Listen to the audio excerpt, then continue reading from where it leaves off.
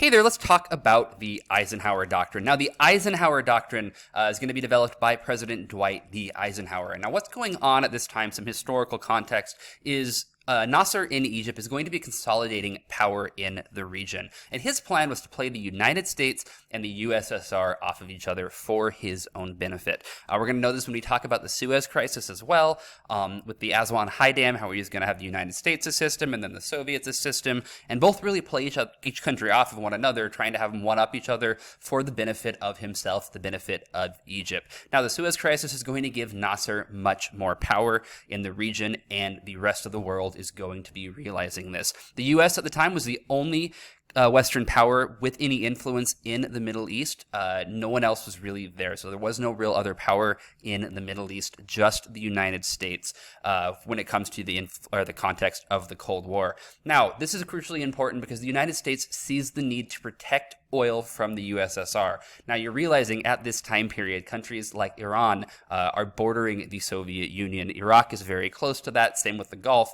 And there is a real possibility and a real fear that the Soviets will try to move into the Middle East to get an influence on Middle Eastern oil. So in order to protect that, Eisenhower is going to develop the Eisenhower Doctrine. Now, the Eisenhower Doctrine wants to give countries another option. So they're not really forced to go between Nasser, they're not forced to go to the Soviet Union, and they're not forced really to go to the United States. He's trying to frame this in a way of it's going to give countries the options to pick what they want to do. So on January 5th, 1957, he's going to give a speech in which he states a Middle Eastern country could request American economic assistance or aid from U.S. military forces if it was being threatened by an armed aggression. So if there was a country threatening to influence a Middle Eastern country when it comes to, for any reason really, with an armed aggression, he could request assistance either from the United States when it comes to money or when it comes to the United States military. So if the Soviets try to invade, come to the United States. We're going to step in. We're going to help you out. Now, this is going to be a way of aiming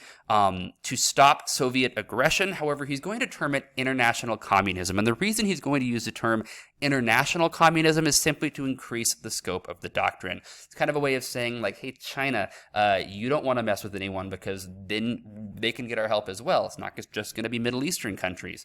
So any country that is communist that's going to be threatening armed aggression, the United States is going to be willing to go in here. And this is primarily targeted at the Middle East as a way of protecting oil in the region.